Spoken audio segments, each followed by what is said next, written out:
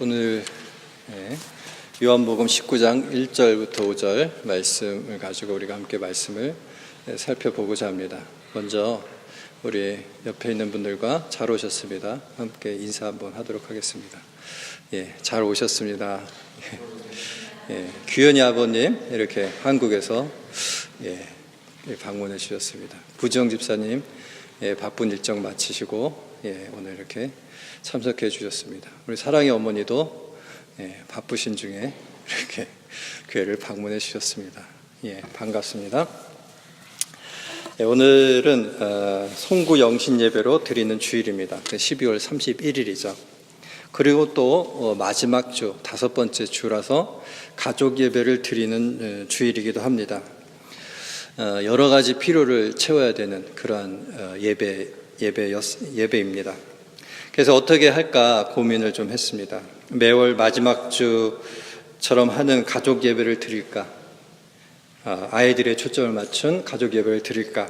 아니면 연말 연시니까 어른들 위주의 송구 영신 예배를 준비할까 고민을 좀 했습니다.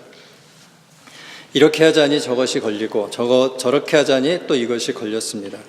또 오늘은 노트북도 안 돼서 영상도 없으니까 그것도 또 문제가 되었습니다. 사실 실력이 출중하면은 어느 것을 해도 문제가 되지는 않습니다. 다만 제가 그렇지 못하기 때문에 고민이 되었고 그래서 방법을 생각해 냈습니다. 그 방법은 절충안입니다. 둘을 섞는 것이죠. 그래서 형식은 가족 예배 형식, 우리가 초도 점화하고 그렇게 했습니다. 가족 예배 형식의 설교는 기존의 본문을 이어서 해야겠다 이런 생각을 했습니다. 이렇게 미슌을 사실 이제 절충한 혼합을 한 것인데 조금 원래 하던 대로 하려고 하니까 미안한 마음이 이 얘기 저희가 되어버렸지만은 그럼에도 여러분들이 기억해야 될 것은 송구 영신 예배를 드렸다. 거기다 가족 예배도 드렸다라는 것을 기억하면 됩니다. 오늘 나온이가 읽은 본문은 예수님이 빌라도에게 잡히셔서 유대인들에 의해서 잡혀서 빌라도에게 넘겨져서 신문을 받으신 이후에 최종 판결을 그리고 있습니다. 그래서 오늘 본문 이후의 장면은 무엇인가 하면은 예수님이 십자가에 달리시는 것입니다. 원래는 16절까지 되는데 오늘은 5절까지 봅니다. 17절부터는 예수님이 십자가에 달리시는 장면입니다. 그래서 오늘 본문 이후로 예수님께서는 십자가에 달리시게 됩니다. 그래서 오늘 본문이 최종 판결을 말하고 있는 것이죠. 빌라도의 신문은 지지난주에 저희가 살펴보았습니다. 내가 유대인이냐? 진리가 무엇이냐라는 제목으로 살펴보았죠. 당시 빌라도는 예수님에게 내가 유대인이냐 이렇게 말했다고 지지난주에 제가 말씀을 드렸습니다. 이 말뜻은 빌라도가 자신이 유대인인지 아닌지 정체성에 혼란이 와서 내가 유대인 맞아? 이렇게 묻는 것이 아니라고 했습니다. 내가 유대인이냐? 빌라도가 예수님에게 이렇게 물었던 것은 나는 유대인들이 말하는 신적인 것, 영적인 것들에 관심 없는 사람이다. 나는 세상에 관심이 있고 출세에 관심이 있고 그래서 속물들이 원하는 것들에 관심이 있는 그런 사람이다. 나는 유대인처럼 영적인 것 하나님에 대해서 관심이 하나도 없는 사람이다. 1도 없는 사람이다. 그런 의미에서 빌라도가 내가 유대인이냐? 이렇게 예수님에게 물었다고 말씀을 드렸습니다. 또한 예수님께서 빌라도에게 계속 말씀을 하시죠. 내 나라는 이 세상에 속한 것이 아니라 내가 이 세상에 온 것은 진리에 대해서 증거하러 온 것이고 진리에 속한 사람은 내 소리를 듣느니라 이라고 이렇게 했을 때 빌라도가 물었던 것이 진리가 무엇이냐 이렇게 말했다고 말씀드렸습니다. 그래서 지지난주 제목이 내가 유대인이냐 진리가 무엇이냐 이렇게 제목이었었죠. 이것도 마찬가지로 빌라도의 질문의 모습이지만은 그래서 어떤 사람은 빌라도가 그래도 영적인 것에 그 관심이 있어서 질문을 하는 것이다라고 생각할 수 있지만, 그래서 진리가 무엇이냐 예수님에게 이렇게 물었던 것으로 말할 수 있지만, 생각할 수 있지만은 빌라도의 의도는 예수님의 그러한 말씀에 이 세상, 내 나라는 이 세상에 속한 것이 아니다, 이러한 말씀에 그의 말문을 막으려는 의도로 진리가 무엇이냐, 진리가 밥 먹여주냐, 진리가 도대체 뭔데, 그래서 네가 이렇게 잡힌 거야? 이런 식으로 비아냥거리는 의미로 진리가 무엇이냐라고 물었다고 말씀을 드렸습니다. 빌라도, 그는 오늘의 주인공인데, 그는 그저 행정관이었고 예루살렘을 다스리기 위해서 로마에서 파견된 고위 공무원에 불과했습니다. 유대인들의 시기에 의해서 잡혀온 예수님에 대해서 그는 아무것도 하지 않고 아무것도 하고 싶지 않은 그런 사람이었습니다. 예수님에 대해서 알고 있었지만은 아무것도 하지 않고 아무것도 그에 대해서 아무것도 하고 싶지 않은 그런 사람이었습니다. 마치 영화 중에 인생은 아름다워라는 영화가 있습니다. 그 주인공이자 영화 감독이 바로 로베르토 베니니인데, 이 로베르토 베니니가 이제 자기의 연인을 만나게 되죠. 아무튼 그 과정 속에서 자기 삼촌의 호텔에 묵는 독일에서 온 유명한 정신과 의사를 만나게 됩니다. 이 정신과 의사는 자신의 출중한 지식에도 불구하고 약간 편집증적인 그런 모습이 있었습니다. 그래서 무슨 수수께끼를 하나 풀려고 하는데 그것이 안 풀리니까 막 굉장히 고민하고 우월락을 왔는데, 로마의 그 좋은 호텔에서 막 고민하는 것을 이 로베르토 베니니, 영화에서는 귀도였죠. 귀도가 보게 됩니다. 그래서 어떻게 해가지고 우여곡절 끝에 우습게 그 문제를 풀어줍니다. 그러고 나서 그 정신과 의사와 거의 베프로인데트, 거의 이제 친구가 될 그런 이제 모습까지 갔습니다. 나중에 그가 유대인이 되어서 2차 세계대전이 발생해서 유대인이 되어서 유대인 수용소로 끌려가게 되었을 때, 바로 그 로마의 삼촌의 호텔에 묵었던, 자기가 수수께끼를 풀어주었던 그 독일의 정신과 의사를 그 자리에서 만나게 되었습니다. 그 정신과 의사는 나치의 고위 장교가 되어서 유대인들을 수용소로 수송하느냐 마느냐 그것을 결정하는 비교적 높은 자리에 있는 사람이었습니다. 그 정신과 의사는 그 자리에서 자기가 뭐 큰 은혜는 아니었지만 자기하고 잘 아는 그런 로베르토 베니니, 귀도를 만났지만은 그에게 아무것도 해주지 않았습니다. 아무것도 해주지 않고 그저 관료의 한 모습으로, 나치의 그 장교의 그 모습으로 아무것도 해주지 않고 아무것도 하고 싶지 않았습니다. 그래서 그 귀도를 그냥 나치 수용소로 가게 놔두었습니다. 이 빌라도가 바로 이러한 모습과 같았다는 이야기입니다. 이 나치의 고위 장교 의사와 같았다는 이야기입니다. 자신의 신변에 문제가 생길까봐, 아니 자신의 출세에 지장이 될까봐, 저 사람은 지금 유대인에게 잡혀와서 죽을 수도 있는데, 십자가형에 처해질 수도 있는데, 목숨이 왔다 갔다 하는데 자기에게 조금이라도 손해가 일어날까봐 알고도 모른 척한 것이었습니다. 어쨌든 빌라도는 예수님에게 신문을 마치고 대제사장들과 군중들에게 나갔습니다. 그리고 물었습니다. 자신은 이 사람이 죽을 만한 죄가 없다는 것을 알고 있었죠. 그래서 물었습니다. 나는 이 사람에게서 죄를 찾지 못하였다. 유대인의 명절이 되면 지금의 성탄절과 광복절 특사처럼 유대인에게도 사람을 놓아주는 그 전례가 있었습니다. 그런 전례가 있으니 이 예수라는 자를 놓아주려고 한다. 어떻게 생각하는가? 빌라도는 대제사장과 유대인들에게 물었습니다. 대제사장과 군중들은 예수 대신 바라바를 놓아주라고 외쳤습니다. 그리고 나서 이제 우리가 읽은 본문 1절이 시작됩니다. 그리고 나서 빌라도는 오늘 우리가 1절에 읽은 것처럼 예수님을 데려다가 채찍질을 했습니다. 채찍질을 매우 심하게 했습니다.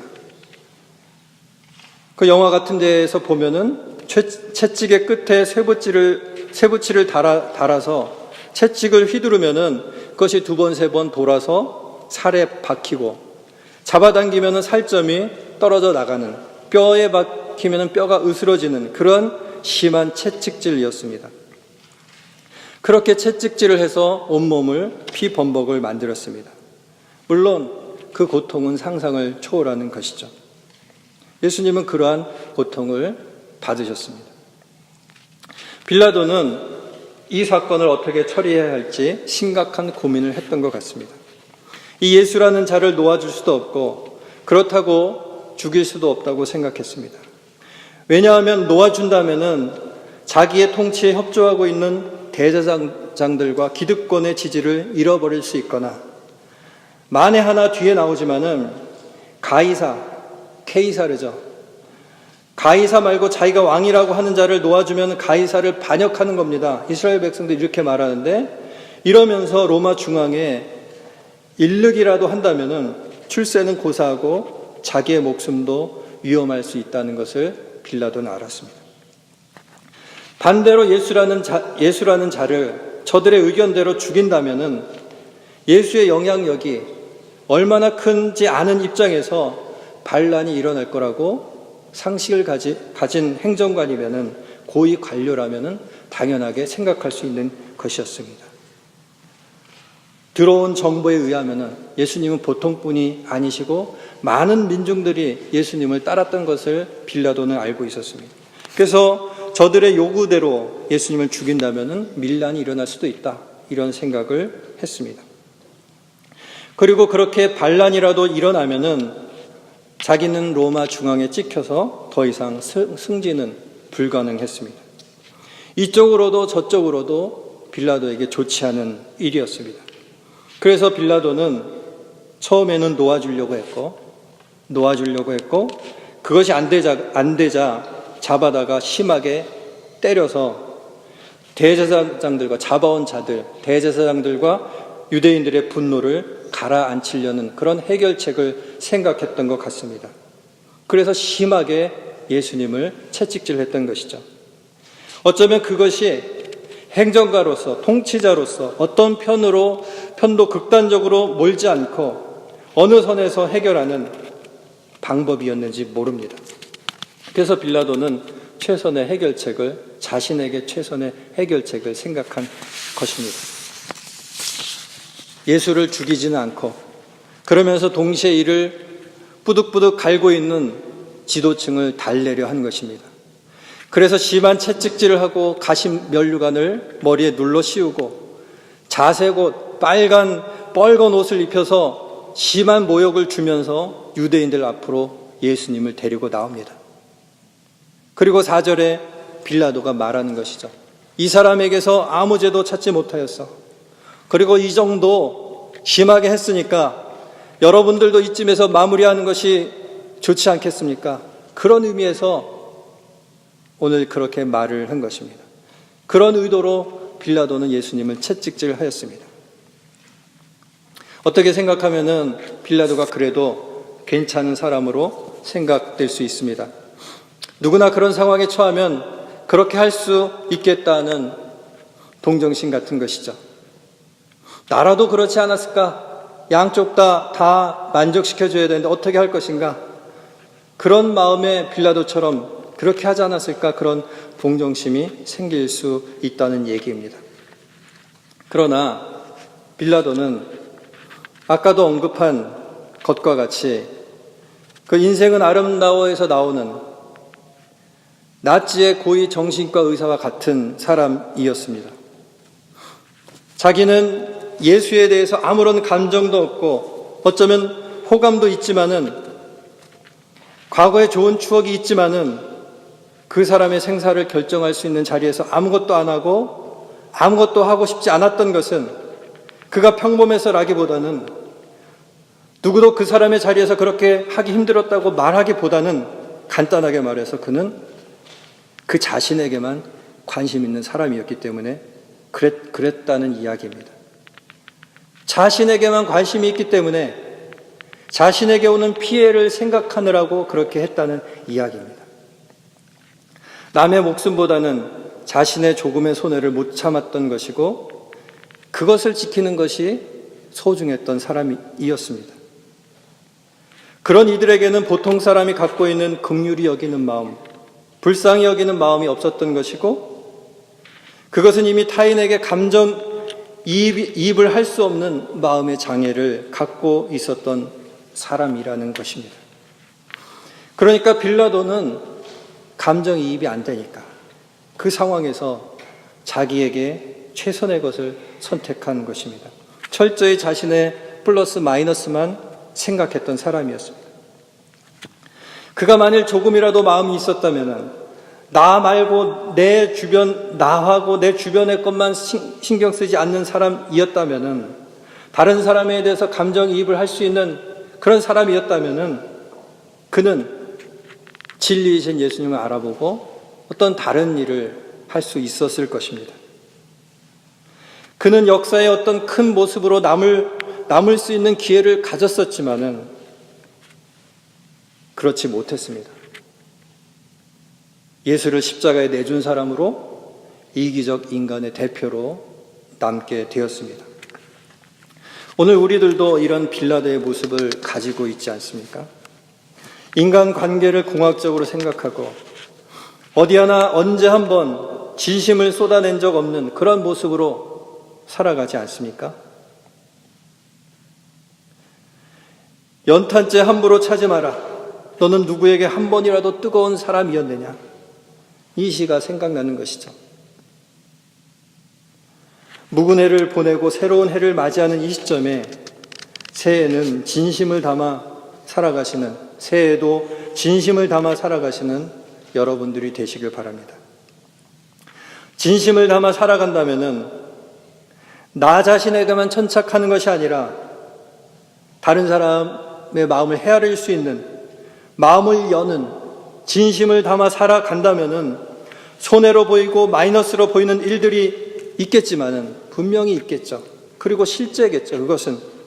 그렇지만은 진심으로 살아간다면은 결국은 큰 좋은 일이 있을 것입니다. 진심을 담아 살아간다면은 그 진심을 통해 보이는 일이 있을 것이고 그때에 내 손해와 마이너스를 뛰어넘어서 결단한다면은 인생의 전환점이 될 만한 일이 여러분들에게 있을 것입니다. 오늘 빌라도는 진리이신 예수님을 만났음에도 알아보지 못했습니다. 오로지 자신과 자신의 주변에만 천착하는 삶의 형태를 가진 사람이었기 때문에 진리이신 예수님을 만나도 알아보지 못했던 것입니다. 자신의 인생 속에 진심을 동원하지 못했던 사람이었고 공학적인 계산을 통해서 뭐가 플러스고 뭐가 마이너스인가 이런 계산을 통해서 인생을 산 사람이었다는 이야기입니다. 그래서 결국 알아보아야 할 때, 보여야 할 때, 느껴야 할 때 보여지지 않고 느껴지지 않으니까 하던 삶의 행태대로 정치공학적인 판단을 내렸고 그로 인해서 인류 역사 속에 오명을 떨치게 되었습니다. 안타까운 일이죠. 누구나 그런 사람, 소위 심파티시, 동정심이 많은 그런 사람이 될 수 없지만은 성경에서는 긍휼히 여기는 자는 복이 있다라고 말하고 있습니다. 긍휼히 여기는 자는 복이 있다. 그 복은 무엇인가 하면은 자신이 긍휼히 여김을 받을 것이다 라는 복입니다. 그렇기 때문에 나는 원래 동정심이 없는 사람이야. 나는 감정이입이 잘 안 되는 타입이야. 이러지 말고 적어도 그런 모습을 동경하고 긍휼히 여기는 모습을 동경하고 그렇게 살려고 한다면은 좋은 열매들이 있을 것입니다. 우리 모두 새해에는 진심으로 타인을 대하고 진심을 다해서 자신에게 주어진 인생을 살아가시는 성도님들 되시길 바랍니다. 빌라도의 정치공학적 계산으로 누구도 크게 손해 안 나는 지점에서 마무리하려는 의도는 우리가 알다시피 보기 좋게 빗나가게 됩니다. 왜냐하면은 빌라도가 이만큼 했으니 여기서 일을 마무리 지으면 좋겠다 하는 의도로 채찍에 맞아 피투성이가 된 가시면류관을 쓴 예수님을 데리고 나오자 대제사장과 백성들이 십자가에 못 박으라고 소리 질렀기 때문입니다. 빌라도의 의도와는 다르게 상황이 정반대로 흘러간 것입니다. 이쯤에서 무마하고 마무리하려고 했는데 결국 우려했던 방향으로 흘러갔습니다. 이에 대한 자세한 이야기를 하려면은 오늘 지금 설교한 만큼 더 해야 되기 때문에 이 다음 이야기는 다음 주에 하도록 하겠습니다. 궁금하시면 다음 주에 또 나오시고 큰 안도의 웃음을 쉬는 것 같습니다. 오늘 가족 예배이기 때문에 형식은 가족 예배, 내용은 어른들을 위해서 제가 그렇지만 좀 짧게 준비했습니다. 오늘은 무근해를 보내고 새해를 맞이하는 12월 31일입니다. 여러분들 1년을 어떻게 살아오셨습니까? 또 다가오는 새해를 어떻게 사실 것입니까? 물론 날짜가 숫자에 불과할 수 있습니다. 숫자다 여기다, 숫자에 불과하다, 숫자다 여기는 사람에게는 새해는 숫자에 불과할 것이고 숫자 이상의 의미를 부여하는 사람에게는 그 의미가 될 것입니다. 내가 그의 이름을 불러주었을 때 그는 나에게 와서 나의 꽃이 되었다라는 식구처럼 지나가는 한 해, 다가오는 새해에 의미를 부여한다면은 나에게 상관없는 그 무엇이었던 것들이 우리 자신에게 의미 이상으로 또 꽃으로 다가올 것입니다. 포기하지 마시고 대수롭지 않게 여기지 마시고 기대함으로 진심으로 새해를 사시는 우리 성도님들 되시길 바랍니다. 무엇보다도 신앙 안에서 살아가시는 우리 성도님들 되시길 바랍니다. 하나님께서 우리 모두에게 크신 은혜를 허락하시기를 기도합니다. 기도하도록 하겠습니다.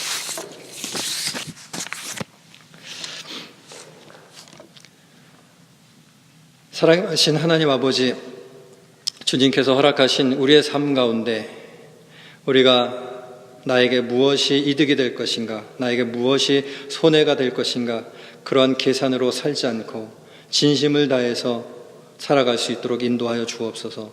진리를 바라보는 모습으로 살아가게 하여 주옵소서.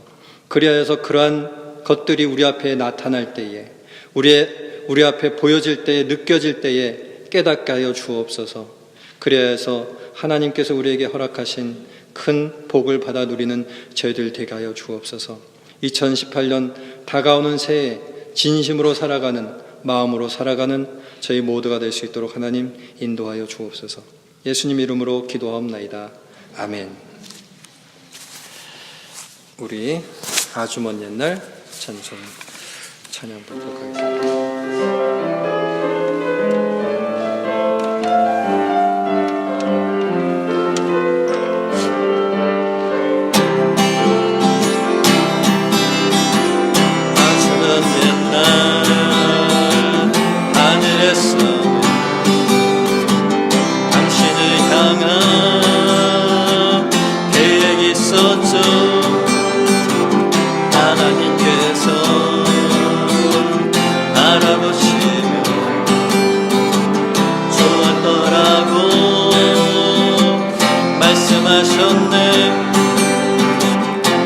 세상 그 무엇보다 귀하게 나의 손으로 창조하였노라.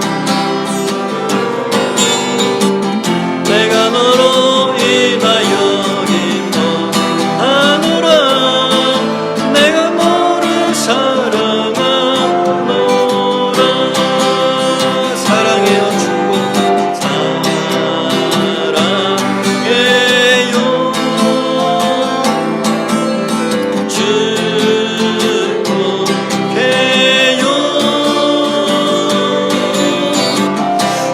당신